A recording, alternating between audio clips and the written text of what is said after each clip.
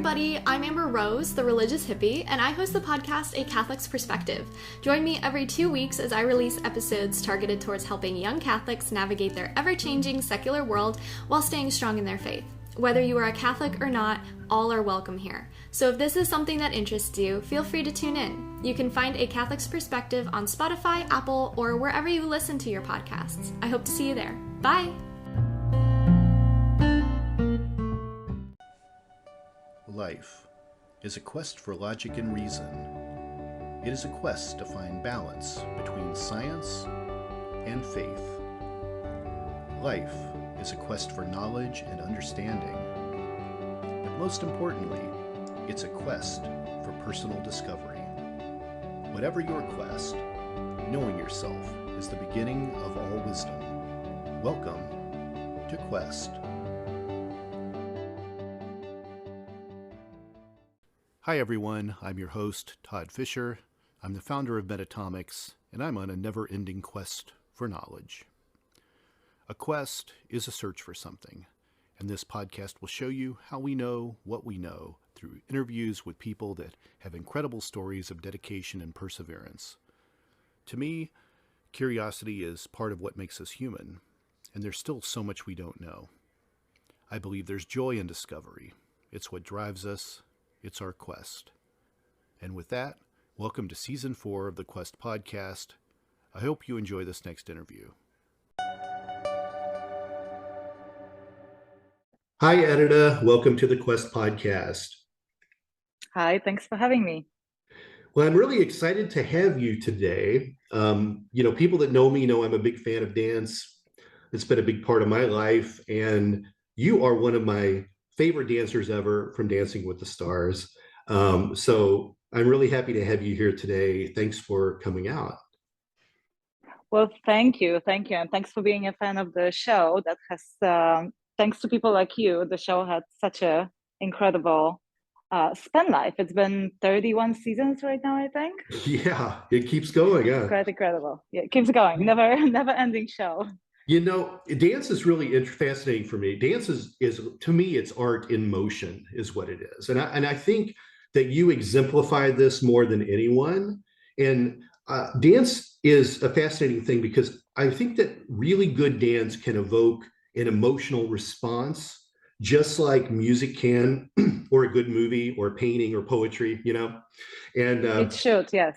And dance, and what's really great, what I love about it, watching performances, is that dance can be beautiful and romantic, and it can be aggressive and angry. It can be peaceful or sorrowful, and of course it's celebratory for so many. And when you see dance performed well, it can move you. And you are one of the best in the world at doing that. You really are. Oh my goodness, thank you. That is an amazing compliment. Thank you. Yeah, it's just really, really amazing. And I'm a fan of all forms of dance. I ran a dance education company for many years, and I although less of a performer myself, more of just wanting to influence people with it. And I think more people should get turned on to dance. And it's unfortunate because I think when we see times get tight, we start to see recession, money gets tight. The first thing that happens is people pull their kids out of dance. And in ways, I think we've lost generations of dancers because of the economy. We've lost generations of dancers because a lot of parents would put their kids in athletics over dance. So I'm always out there to try and cheerlead for it if I can. I think there's a lot of truth in what you're saying, and it's also maybe a bit of a stigma that dance get that I'm kind of fighting through right now with my son, that only girls dance, particularly in the United States. My son is 8 right now, and I would love him to dance, not for him to become a ballroom dancer, but I think, as you said, dancing is an amazing thing for kids and grown-ups. It's great physically, it's great mentally. It's great for coordination. There are plenty of studies that talk about how dance can it's very healthy for the brain. It's one of the things that can delay Alzheimer and all sorts of diseases. So, but there's this stigma that that only girls dance. And my son, I would love him to do it. Every single time we sign him up for the class, he says, Mom, I don't want to do it because there are only girls there. So, I've noticed so I've noticed a lot of like ballet facilities and things will offer up instruction to males for free just to get them into the class because there's so few. And it's really fascinating to see how, you know, at least in the US, how the country works in terms of what, if it is dance, what boys are interested in, which tends to lead toward hip hop and things of that nature. But it's always amazing to me to see, you know, a male flamenco dancer perform. You know, it's just become such a rare thing to see. And I think if there isn't a bigger movement to get boys interested in dance, dance could change a great deal. I want to you ask. see, I'm sorry, I just wanted to mention. I thought that Dancing with the Stars would do it, and because you had all these athletes dancing, and they did so great. So many of them. I danced with at least three. I danced with heavyweight champion Evander Holyfield, and with Lawrence Taylor, a legend in football, and they were really, really good. They were Emmett Smith won the show, but I feel like it was kind of novelty, and I'm not sure if it actually translated to boys being more attracted to dancing. Right. I'm not sure. Well, let's go back and talk about little Edyta for a minute. You were born in Poland. Tell me how you grew up. Did you have a large family? What was it like growing up in Poland? Well, you know what?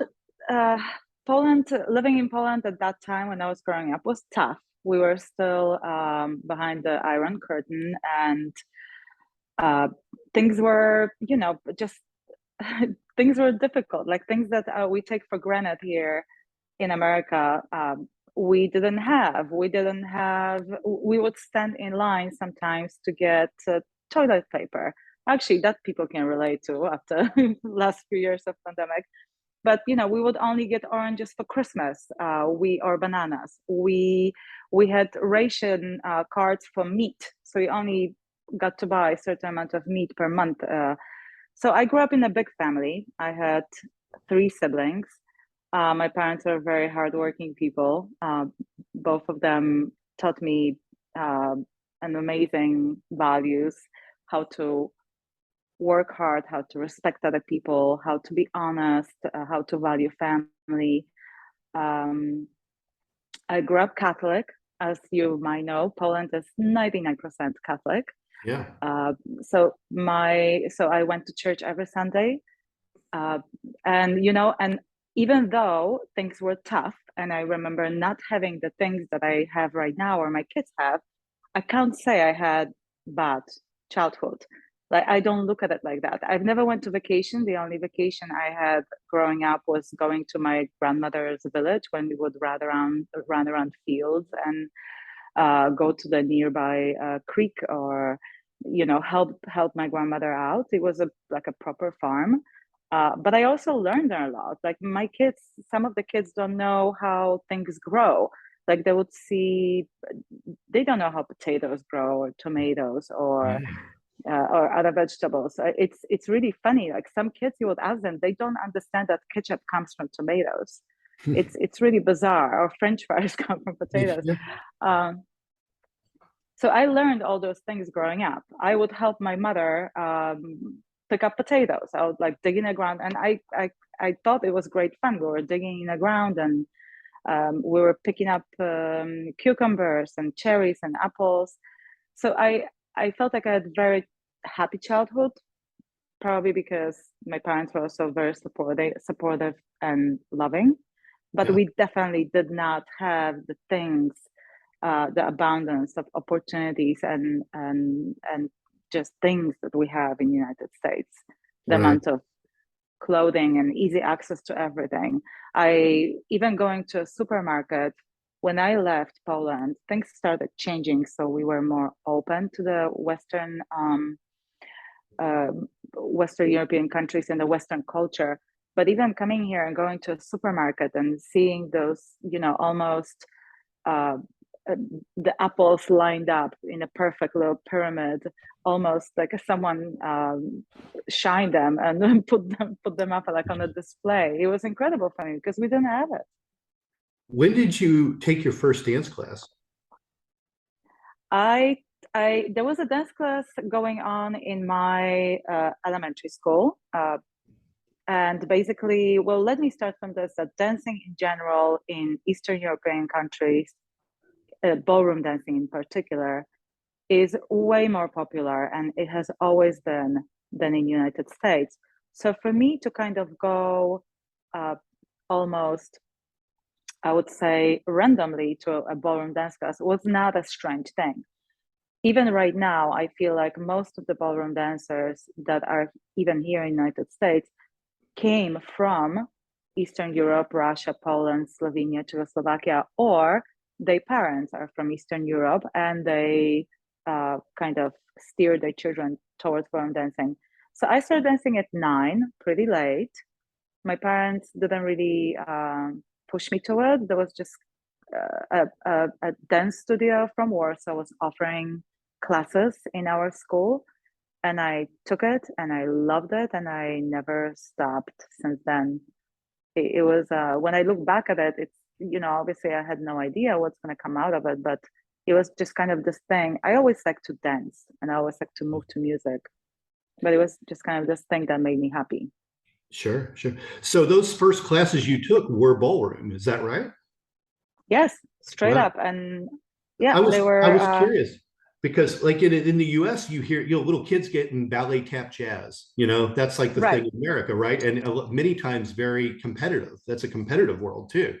And Yes. so but in Poland it wasn't like that. You didn't really start with ballet tap jazz. Is that it's different there?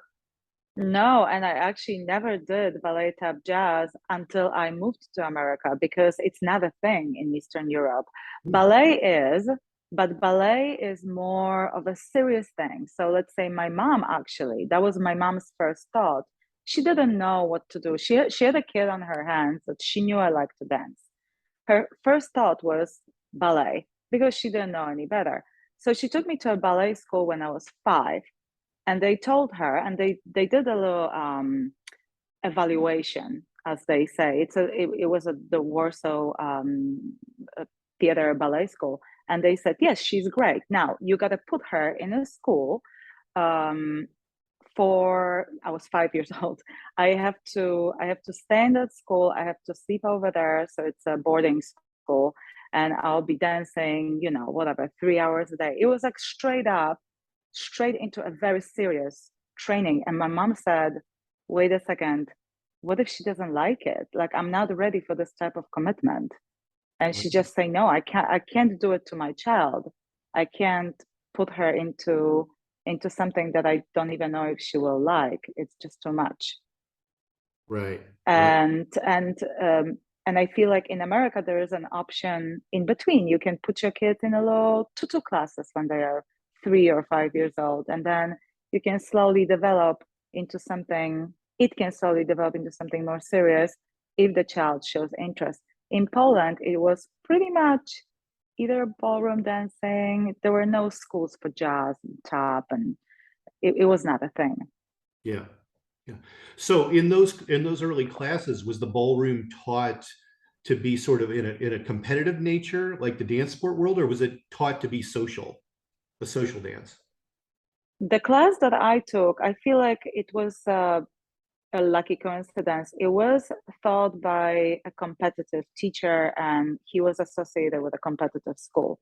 Hmm. So there is a fair amount of ballroom social dancing, but this particular school was competitive. So when I finished my classes at my school, I actually just transferred to the dance studio that was associated with the teacher and continued at the proper dance school. So Right. it was actually steered competitively to the point that I knew my if I want to progress forward, I need to find a partner and I need to go to a competition just to kind of see what it is. And I did drag my friend from my class who had nothing to do with dancing. He didn't even like dancing, but I knew he liked me. I was, it was so funny when I look at it. I was only 9 years old, but I love dancing so much. I said, I need a partner. Can you please do it for me? And he said, yes. And we went to a competition. Wow. Wow. How old were you when you came to the US? I was 20. 20. What was that transition like for you? Did you move to LA? Was that where you went to first? No, not at all. I moved to San Francisco. I met my husband Mhm. at a ballroom dance competition in Blackpool, England. And he was looking for a partner, and I was looking for a partner as well. At that time, I was kind of in a transition period between partners. I was dancing with someone, but I knew it's not a long-term thing. And basically, I decided to give it a go. I finished a semester at school at university, and I came here for the summer, and I just stayed. Wow. Was it a culture shock to go from being in Poland and winding up in, San Francisco area?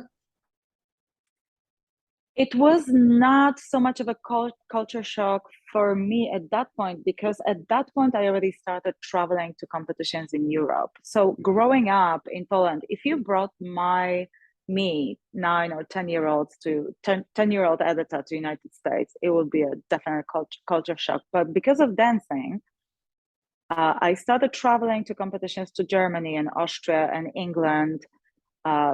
And that's part of dancing that also I loved, because it gave me opportunity to see all these places and to meet all these people. And also things in Poland started changing. Remember, the Berlin Wall collapsed in 1990, and things just changed. We were not isolated anymore, and the Western culture was much more accessible, and the economy was open, so things were better.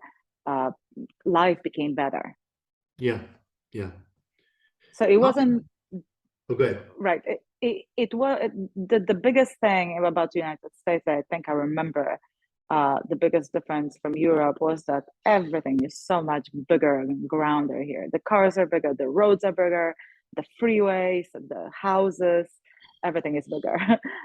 So that was a bit of a wow. The food is bigger. The portions in restaurants were enormous. I was kind of shocked by the Starbucks, a little coffee cups. Like, we drink espresso in Europe, and here you have this 24 ounces cup, Oh, just yeah. like a bucket. So that was like my biggest observation. So you were in this competitive dance industry all over the world, going to competitions everywhere. How did Dancing with the Stars come about? How did that work for you? How did that come about for you? So Dancing with the Stars, it's a show that originated in Great Britain, and it was called Strictly Come Dancing. So the show had few seasons in England before it came to US, and I knew some of the dancers, some of my friends from ballroom world that I had all over the world from different countries that has done the show. When the show came about to US, basically ABC Network picked it up. Andrea Wong, who was the head of entertainment division or she was the head of alternative programming at ABC at that point. She saw the show in England, she fell in love with it, and she said, I want to bring it to US. So they started looking for dancers, and they spread the word that they are doing auditions in Los Angeles. And at that point in my life with my husband, we were not quite sure if we want to continue the competitive career. We love dancing, and but the competitions, it's a different animal. Competitions are very, I feel like they take away from the artistry of dancing almost. Right. I realized we ran a dance studio in San Francisco, and we were doing yearly performances, shows in a theater in Palace of Fine Arts, beautiful venue in San Francisco. And I realized that I enjoy the performances on the stage when you pick your own music and when you do your own choreography and when you can express yourself fully. I liked it a lot better than the competitions. So let me just give you a picture of what competition is. A big competition is, let's say, the ones in England are like 200 couples in one category. So you have 200 couples. They split you up in teams, in groups, and you dance with 10 other couples on the floor. You dance your little routine that you trained, that one routine. There are several dances, but there's this routine that you practice. But it's whatever music the organizers play. So it is a cha-cha, but it could be, it could be any song that has a cha-cha rhythm, and you dance with all these people and you get bumped into, and you have to kind of steer your way on the dance floor. So, and then they cut off half of these dancers, and then the next round has 100 dancers, and so on and so on. The next round has 50, and then you get to the final when you have 6 and one couple wins. So it's not only the artistry, you also have to think about, there are all those sort of things, like you need to stand out. You might be a great dancer, but if you don't stand out, you might get lost in the competition.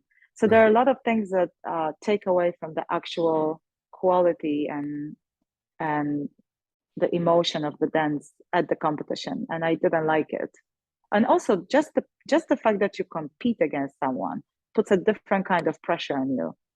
I feel like performance itself in front of other people puts pressure, but I don't mind that pressure. I don't like the competitive part, that you have to beat someone. Right.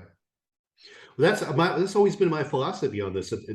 I don't feel there are any losers in dance, and that's one of my problems in America. When I could walk into a ballet tap jazz studio in nearly any town in America, and there's trophies on the wall, and it's oftentimes driven by awards and trophies and things of that nature, which leaves a lot of people as losers in dance, and I feel that's a terrible precedent to set in a lot of ways. It is. It's a very tough question, because I know that, for example, children love competitions, and you have competition everywhere. You have competition in any sport. Basically, sports are based on competitions too. But dance is specific, because I feel like dance, it is a sport. Don't get me wrong. I feel like dancers have to be just as athletic as any other athletes in any other discipline. I think Dancing with the Stars even had a segment about how they were comparing our speed to the speed of some of the athletes, or the impact of our movements. ESPN did that segment. It was very interesting, and we train like athletes. We train just as much, and we have to be in this top physical shape to be able to do what we do. But it's also an art, and to be honest with you, I think it's very individual. To some people, the competitiveness of these tournaments or competitions is very appealing. For me, I prefer the performance part of the stage, and I think everyone just has to find their own niche, I would say. Yeah, for sure. And different governing bodies of different types of dance have different ways of dealing with this. Like in the Irish step dance community, there's a ranking system. There is someone every year who is the number one greatest, the leader, ranked one, of the greatest Irish step dancers in the world at any given time. And those are the ones that lead the river dances and the things like that. And so it's really interesting kind of to see how this works.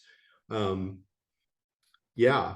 I want to ask you, so you did like 10 or 11 seasons of Dancing with the Stars. You at least did the first 10 right in a row. I think you came back later on for a season recently.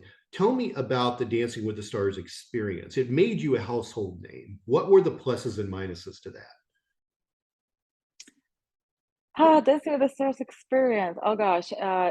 I feel like as a dancer, we were lucky to came across this opportunity, because as I mentioned to you, Dancing with the Stars happened in my life when I was about to quit the competitive dancing, and I didn't know what else to do with my dance career. I was kind of considering my options. So Dancing with the Stars gave me an opportunity, me personally, to do what I love in much more fulfilling way, because I also I got to choreograph my own dances. I got to dance in front of large audiences. I got to work with very interesting people. Some of my partners were amazing personalities, the best in their trade: actors, athletes, singers, and just people that I met during the show. Now, as experience, it was a bit of a roller coaster because you never knew who you're gonna get at who you're gonna get to dance with.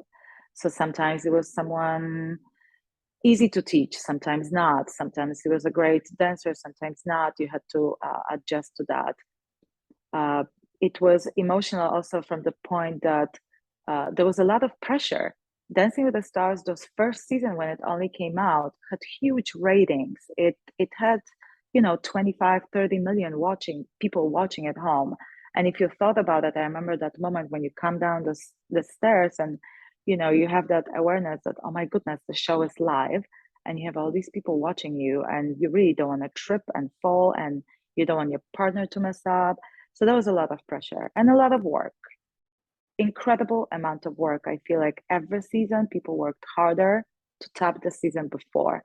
So from practicing 2 hours a day, it became 3 hours a day, and then 4. And obviously depends on a person. Not everyone could do that, but it became harder and harder. So, if you stayed on a show and if you weren't eliminated, you worked for 2-3 months straight without a day off. Wow. And it was, and these days were long. They were from And morning let me to ask you, evening. that actually feeds into my next question. I'll go ahead and just kind of bring it up quicker. The Mhm. viewers at home only really see the excerpts of what training is like from week to week. That couldn't be an accurate depiction of the hard work that goes into this. But then the other part of me thinks, are these celebrities coming in and they're shooting, 6 hours one day, and they make it look like they've been working the whole week? Like, is it an accurate depiction of what was going on? Well, you do see only snippets of what's going on, but the accurate, first of all, it's very individual. So some celebrities they still have schedules, and they can't commit to long practices. But I had partners that I practiced with for 5 hours a day. We would have 2 sessions, particularly getting close to the finals, because you would have 2 or even 3 dances that you had to learn in 1 week. Wow. So it's really a tremendous amount of work, and on top of it, you have all the interviews and group rehearsals and dress fittings and all the kind of the logistical and behind the scenes things that are attached to the show. It's a lot of effort. It's I must say that physically and mentally at times it can be much harder than even being a competitive ballroom dancer. Wow. Wow. You danced with Evander Holyfield, George Hamilton, Joey Lawrence, Jeffrey Ross, Geraldo Rivera, and a bunch of others. Who was your favorite partner? Oh gosh, not a fair question. Come on. Okay, well, you don't have to answer it. Who were you most surprised by? Can you answer that?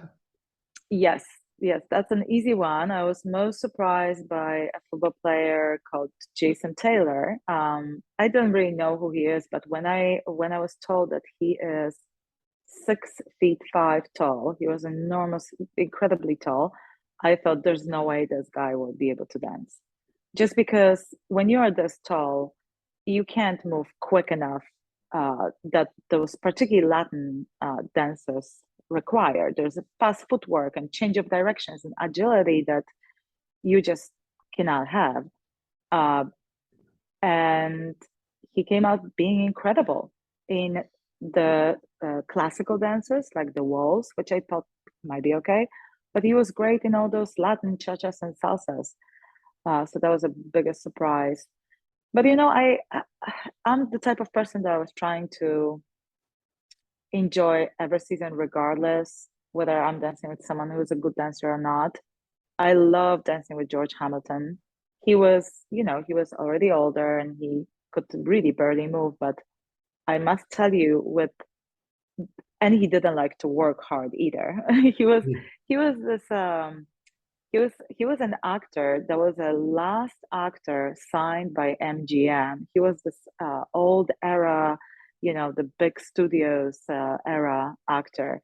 So he had this demeanor about him that everything he does, it's about his persona and about the image that he kind of puts forward.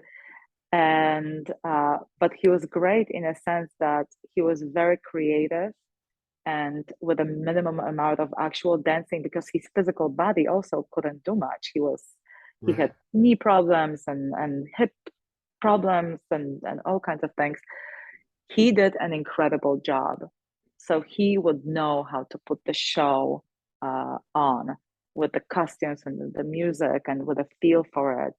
He really taught me a lot about how the little details are important and how you can, because as a ballroom dancer, I didn't have much stage experience. He taught me a lot about how to create a performance from the artistic point of view as well. Wow. I want to go back and ask you, you mentioned dancing with the guy that was 6'5". Let me ask you kind of about, let me go ahead to talk about that for a minute. I'm 6'2". Mhm. Do you think that the height and whether they can be a good dancer is dependent on where they hold the height? Because some people have really long legs, some people have long torsos. Does that make a difference in dance where the length is at in a person? You know what? Yes, definitely. I think, as I learned, I think for a professional ballroom dancer, 6'2" is probably doable. There are a lot of let me go back to one thing. So ballroom dancing is divided into two categories: the modern, or they call it standard dances, like waltz, foxtrot, and quick step, where you dance in frame with your partner, and the Latin dances, cha-cha, samba, rumba, paso doble, jive. I think 6'2" is absolutely doable for the standard dancers. It's a little tougher for the Latin because, as I said, it's quick and the footwork. But it's probably doable. There are dancers that are this tall. Where do you hold your body weight? It depends on so many things. It's very, very individual. Mhm. It's your body is your tool, and everyone is different. And I feel like everyone can dance, but competitive ballroom dancing is like, can everyone play basketball? Yes. Can everybody be in NBA league? Probably not. Right. I certainly think in seeing the visuals of dancers, long arms with certain dances look great. Long legs for certain types of dance look great. And I Mm-hmm. think that's certainly a big part of it. There, That's for it's sure. oh, good. Yeah, that's for sure. Your body type will determine what type of dances you will be best at. Yeah. Even from my personal experience, I'm not very tall, but I'm kind of long for a dancer. My limbs are long, and I prefer dancing more lyrical and slower dances. I enjoy all the sambas and cha-cha, but I'm best at the the slower dances that require more of extension movements rather than quick footwork. And Sure. then you have dancers that are shorter in size, and maybe exactly their weight is how different, and they feel more comfortable with those fast Yeah. paced dancers. Yeah. Yeah. It's interesting with reality television, and of course I'm lumping Dancing with the Stars into this in a way. Um, the competition shows have been around a long time. Star Search was around in the 80s. There was all kinds of things. You would see a lot of TV dances, but I think today, what we have with American Idol, Dancing with the Stars, they're the biggest hits of all of these that have ever been made. And I consider Dancing with the Stars to arguably be maybe the second most important talent competition in recent television history after American Idol. I think American Idol really kind of set a standard for you could do these big performance and competition type shows. What do you think the appeal is to an audience for content like this? What does the viewing public enjoy about shows like this, do you think? Oh my goodness. Let me start from maybe Dancing with the Stars. They're a little bit different, I think. With Dancing with the Stars, I feel like there's something mesmerizing about it. It's what the lady that picked up the show from ABC network, Andrea Wong, told me. She said, "I have nothing to do with ballroom dancing. I've never went to a competition. I don't really dance. I don't even like dancing. But when I saw the show, I just could not stop watching it. And I was thinking, what is it about? And I think it's the journey of the people that enter to this competition and how this competition affects them and where they start and where they end up. And just probably American Idol made more of an impact in terms of cultural impact, because you have these kids that dream of becoming stars, and they come from these small towns or from wherever they come from, and then they have an opportunity to become, I mean, there are several winners that became household names of American Idol. Kelly Clarkson, who else was there? But there are so many of these singers. I know that the guy, Daughtry, Kathleen McPierce, there are Jennifer Hudson. I mean, I probably forgetting half of them, but there are so many that just made an incredible career out of it. And I think that's what's fascinating for people to watch, that journey. Yeah. And with dancing, the same. You have these people, a little bit different way, but you have these people that have never danced before. Well, now it has changed. There are a lot of people that actually have danced before that are in the show, but I think the original appeal of the show was you take people like Evander Holyfield, who is a heavyweight world champion, who has never danced before, or Emmett Smith or Lawrence Taylor, and you mold them into dancers, and they come out after just weeks of training, and they do these incredible things, and they really improve, and you can really see how it can be done. And I think that's the most fascinating thing. Yeah, it's true. The fish out of water scenario is always interesting to see how that goes. Do you still watch the show now? I not really. I see the snippets on social media here and there, but not really. I might just because of time, simply. If when you're a parent and of two kids, and you have your own, you have the whole. It's funny to say, but it's just when I have to pick and choose, I feel like I've seen so much of dancing, and unfortunately I must say it, that as much as I absolutely love Dancing with the Stars, after 31 seasons, it does get a little bit repetitive. There is very little that you're gonna see out there that you haven't seen before. Sure. Let me ask you. Oh, good. Yeah. Let me ask you this. Were you one of those performers that liked to watch the show back after it was over? I know you're there, you're living in it, it's live and it's in front of the audience, but did you watch the episodes too, or did you not want to do that? Because I know some people don't like to watch themselves. They don't like to watch themselves in films or TV shows. They just do the performance and it's done. What was your process? I always did watch performances back, because I felt like it can be a learning tool.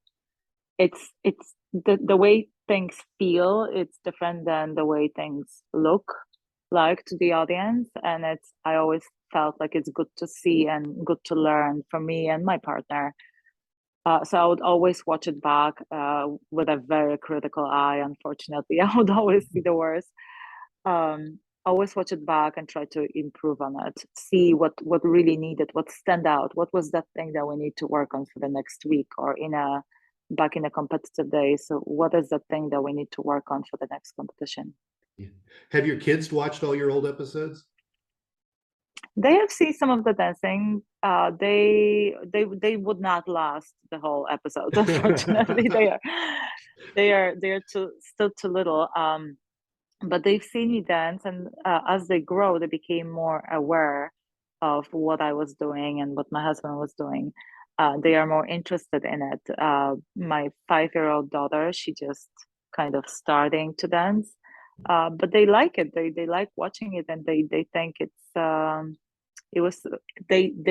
they figured out already that it was something very special that we were doing together with my husband. Yeah. That we did not have a regular job. Yeah. What's your favorite ballroom dance? Rumba. Rumba. Okay. I noticed on your IMDb that you had a television episode that you did of CSI New York. What was that experience like? Oh my goodness, that was great. That's one of the things that growing up in Poland, I wish I did more. So I danced, and I loved it. But particularly when we moved to LA, you see all these opportunities there. So, and there are so many people that are very smart about it, and they do the right thing. They don't only do one thing. They try different things, and they learn different things, and they want to find what's the most appealing for them. So just after moving to US, I started trying different styles of dancing. So I did a bit of ballet, a bit of flamenco. I took flamenco classes, some contemporary, some lyrical. And then when I moved to Los Angeles, together with my husband, we went to some acting classes. And I feel like, not that I was wanted to be to become an actor, but I feel like there's a fair amount of acting in dancing.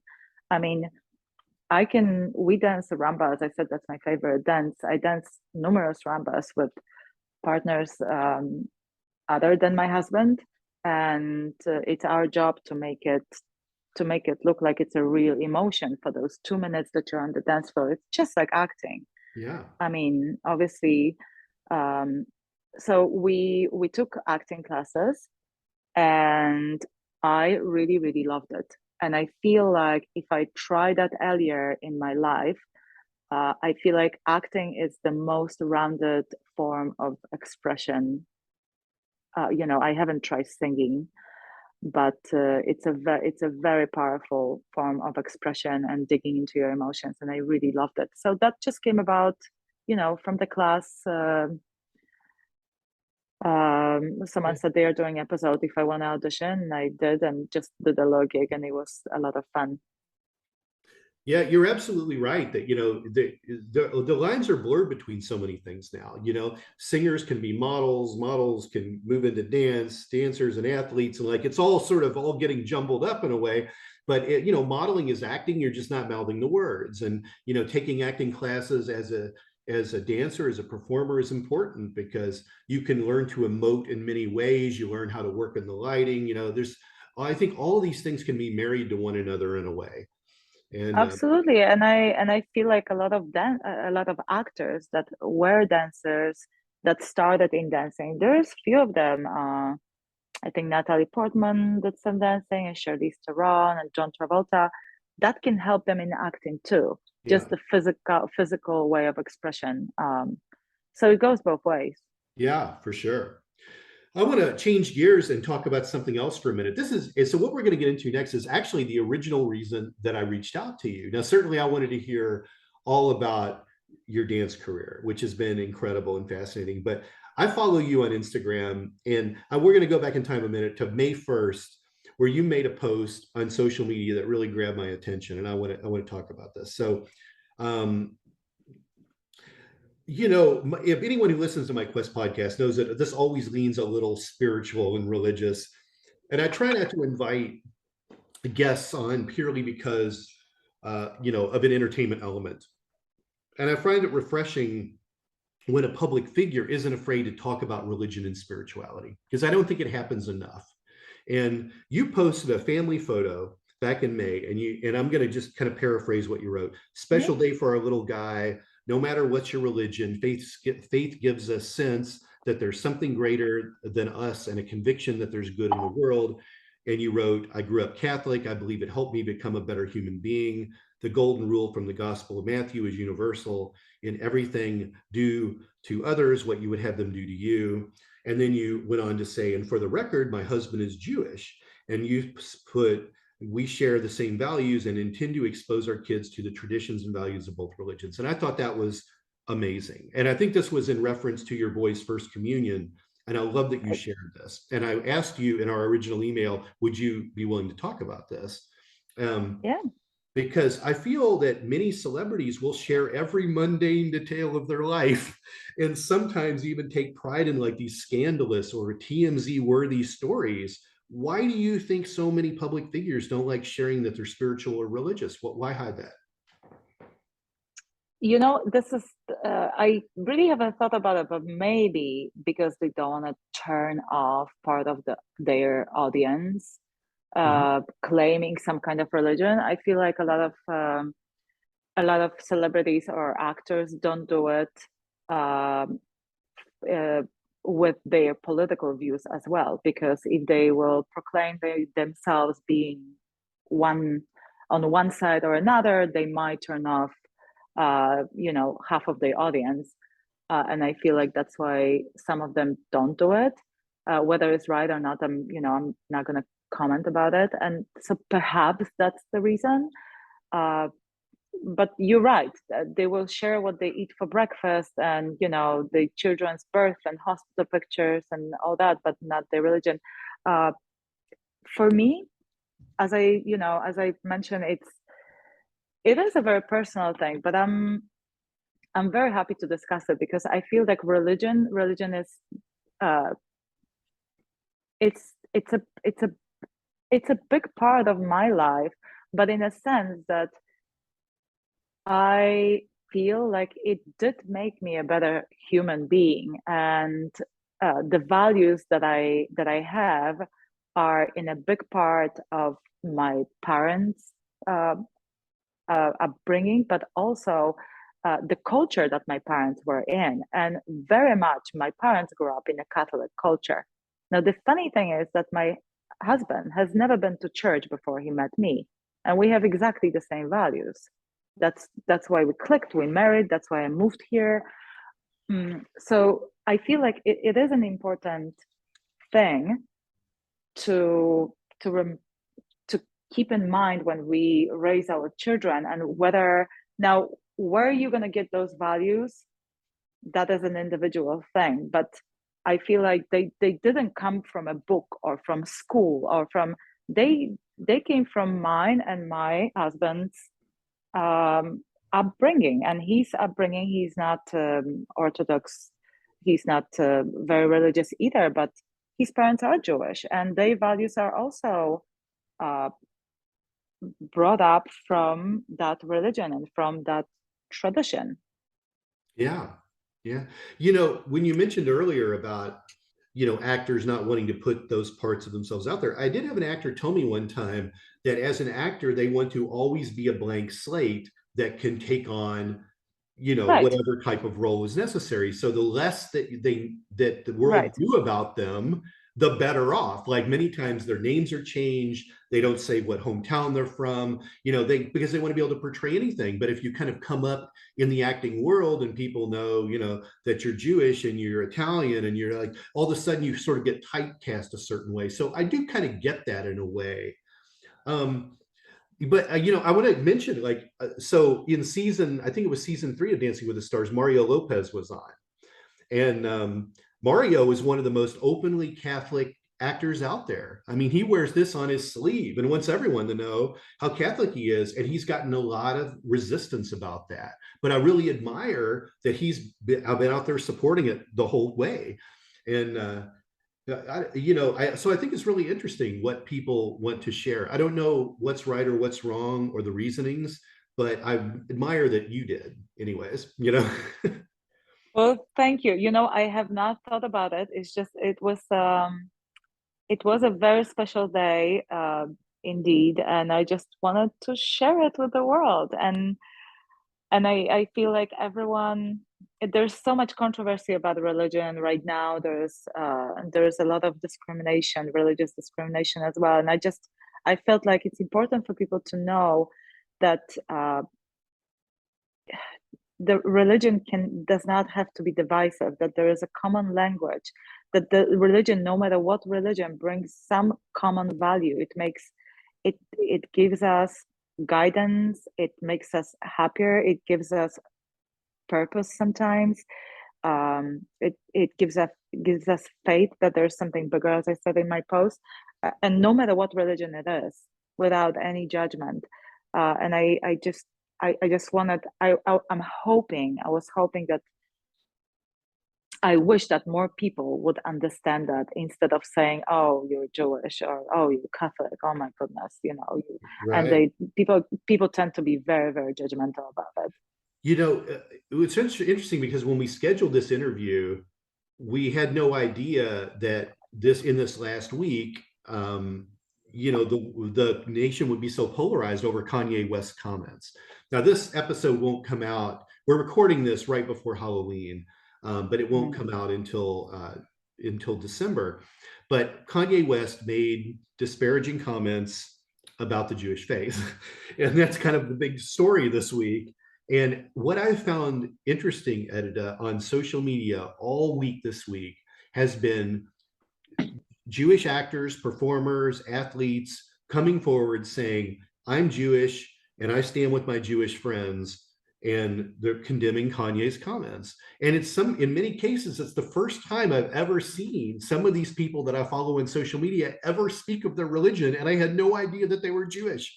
And I'm wondering, is this the only way people are going to talk about their religion, is if someone's disparaging it? Do you see what I mean? Right. Maybe if people were more open about it, it wouldn't be such a big thing to for Kanye even to criticize it. But I feel so sorry for that man, because I think he just has mental issues, and unfortunately he has an incredibly wide reach.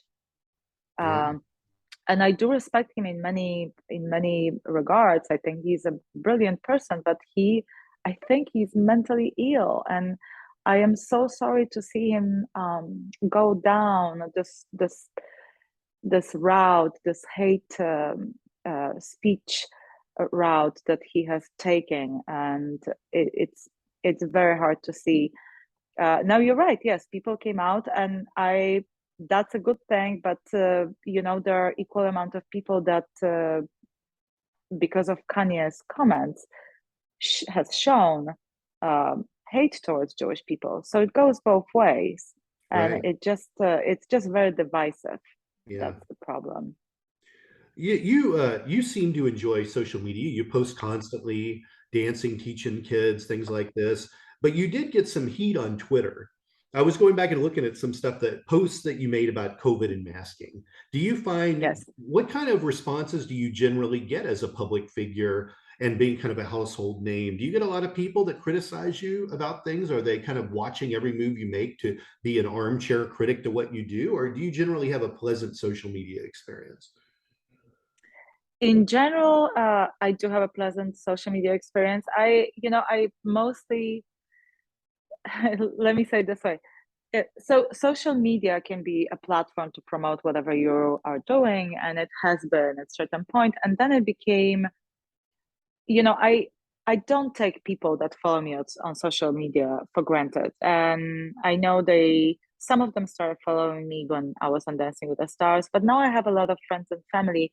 I remember my family is back in Poland, and I have a lot of friends back in Poland, and a lot of posts I also do it for them. It's much easier for me. Maybe I should open like a private account and just share it, but it just somehow mold into this.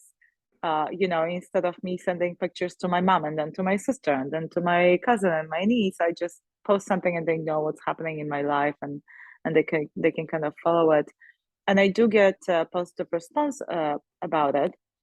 Not mentioning that, it's a bit of an album for me. Like if I'm sometimes I'm looking back at the posts and I can see what we've been doing in our, the most interesting, the highlights of what we've been doing with the kids and with my family. So that's a fun part about it too. Yeah. It's almost like a photo album, like a diary, like a video or picture diary. Yeah, it is always interesting to go back and look at, and then you realize, wow, I was posting stuff 7 years ago. It's like, if I'm right, exactly. But I did get negative feedback, and I knew I would on Twitter about masking and stuff like that. And I stopped posting it just because I wanted to. So I would post something just if something made me really mad or really upset or something was really absurd. I would post it, and I kind of regretted it because I wanted to then answer to people that made hateful comments, and I would get into these conversations and arguments. And after a while, I realized that I'm not really going to change anyone's mind. They have to change it for themselves. And by arguing, it affected me personally. For a couple of, for that couple of hours when I would post that and then try to answer people and argue with them, it would make me upset and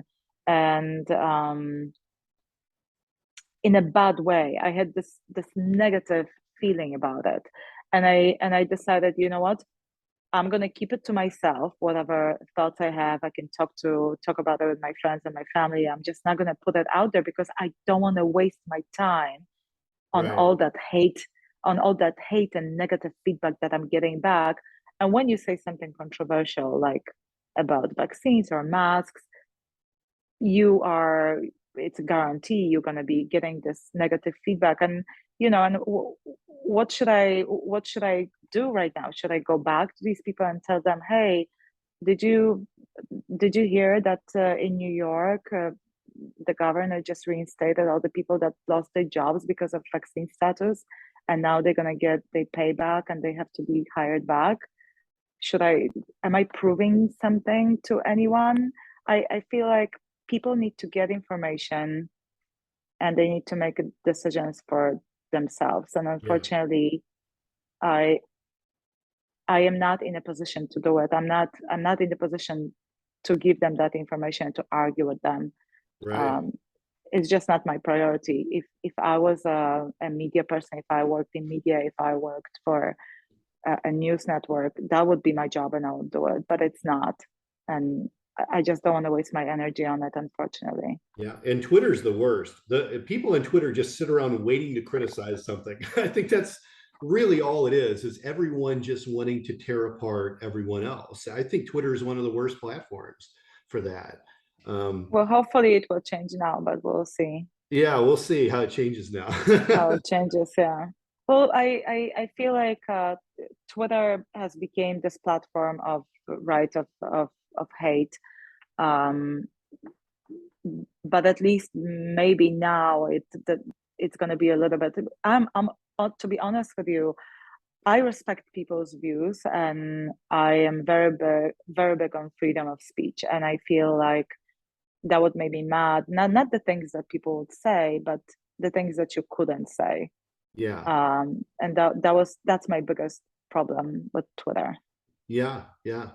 We've seen these platforms come and go constantly. It doesn't matter whether we go back to bulletin board systems or America Online or MySpace or Friendster or whatever it was. These big platforms all fall because generations move through them. Change. There was a generation of people that used the telephone that was attached to a wall, and people migrate away from communication platforms as they get older. And this type of social media that we live in today, your kids might not be living in when they're older. It might be something entirely different. Right. And you're right. Actually, I feel like each generation has their social platform, and Twitter is somewhere together with Instagram. And now, the young kids, the teenagers are into TikTok, and a couple, probably TikTok is the biggest one. Yeah, I would say.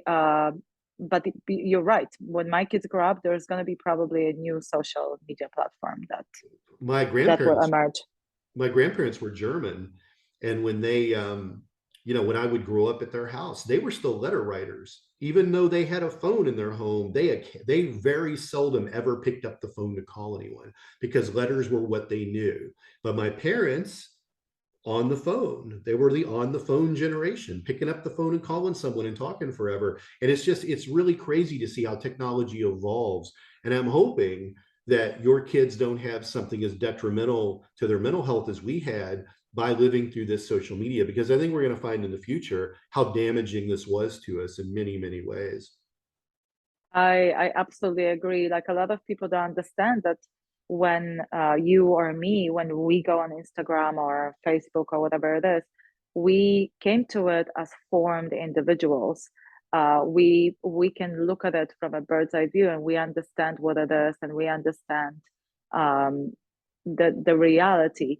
but a lot of kids, it's a huge problem for teenagers. I have a niece in Poland. She's 15 years old, and how social media can affect her can be really scary because they don't know that the pictures that they see are not necessarily real, that these are not that this is not this depiction of the real world. So I would be very, very worried if I had a teenager on my hands that that was on Instagram nowadays. Yeah, yeah, for sure. Well, Edyta, as we're wrapping up here, tell everyone you're still teaching. What are you doing? What's the latest with you? Are you performing anywhere? Are you offering classes? What's going on the business side of you? So you know what? I'm not still teaching. I just started teaching actually. So let me give you a little kind of review. Basically, after Dancing with the Stars, me and my husband were doing stage productions for theaters. We did the theater tour with one of our shows for private events. We did some in Canada at Fallsview Casino. We loved working there. And then I had kids. Yeah. And traveling and touring with kids is incredibly hard. I did it when my son was 1 year old, and apart from some of the months on Dancing with the Stars, I probably lied to you. The hardest experience I had in my life was touring with my 1 year old. That probably topped it. That topped it, the toughest day on Dancing with the Stars. Just one day with a toddler on a tour bus, switching hotels every night and performing and getting to the venues and rehearsing was very hard. So and then the pandemic. So I kind of paused on all the dance related activities there, and now just recently, as you know, I have an 8-year-old son and 5-year-old daughter, and I would love them to dance, not necessarily become dancers, not at all, but I would love them to get the benefits of dancing physically and socially. But my son doesn't want to take any classes, so I decided to open my own classes. So I just have few for my son's age and for my daughter's age, and I really do it for them. It's an opportunity for me to spend time with my kids, to do what I love, to give my kids and their friends and whoever comes to the class what I think the biggest benefit of dancing would be. So so it's a very rewarding experience. I just started that. Yeah. So that's what it is. And to be honest with you, I'm kind of open to the next chapter of my life, because I feel a lot of people feel that the pandemic is over, particularly for me, few things came together. My dance career, as you know, it's like athlete's career. Our career finishes, the performing career, when we are 35, 40ish, the latest. So the end of my career came also with having kids and with the pandemic. So I feel like now I'm starting a new chapter in my life. And the first thing I did was, for me, the most obvious, I wanted to do something for my kids that also is related to dancing, and that's how I started classes. I think I saw you teaching. Were you teaching the Michael Jackson Thriller dance to everyone? Did I see that on your live? Yes, I did. It's part of the. It's just fun for kids. Yes, I did. Yeah.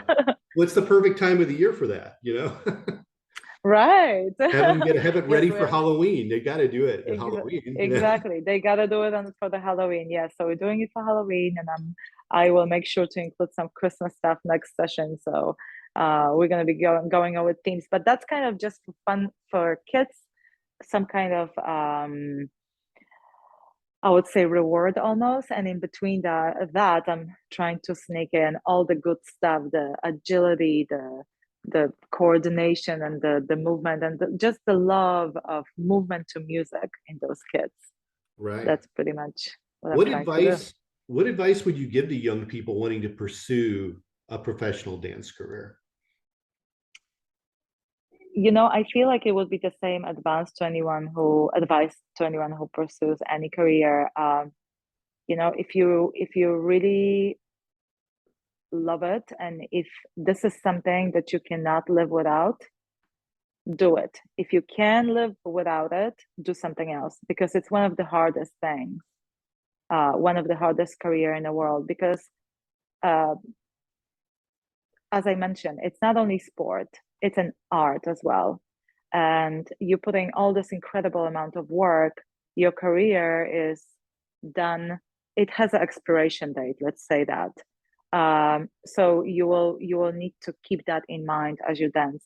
But if you love it, and if there's nothing else you can do that makes you happy and that makes you tick, you do it, because it's the most incredible thing. It was for me, and I don't regret not even a second of it, because it was what I loved. I feel like I got lucky with Dancing with the Stars. But you know what? If you love something, and if you work hard on that, the luck will come to you.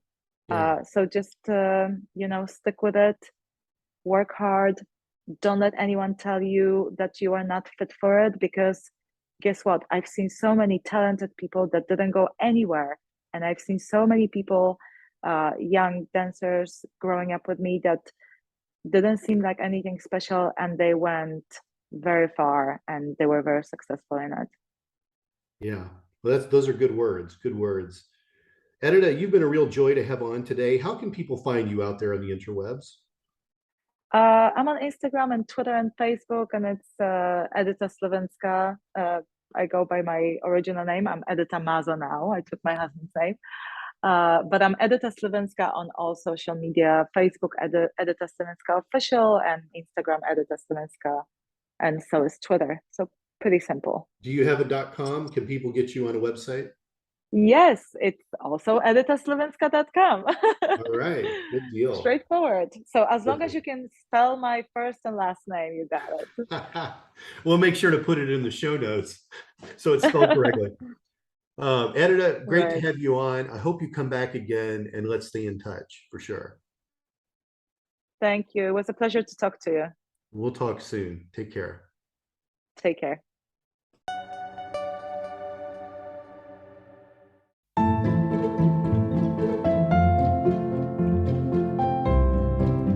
Hi, I'm Father Daniel Duplantis, a Catholic priest, martial artist, and host of the Karate Priest podcast.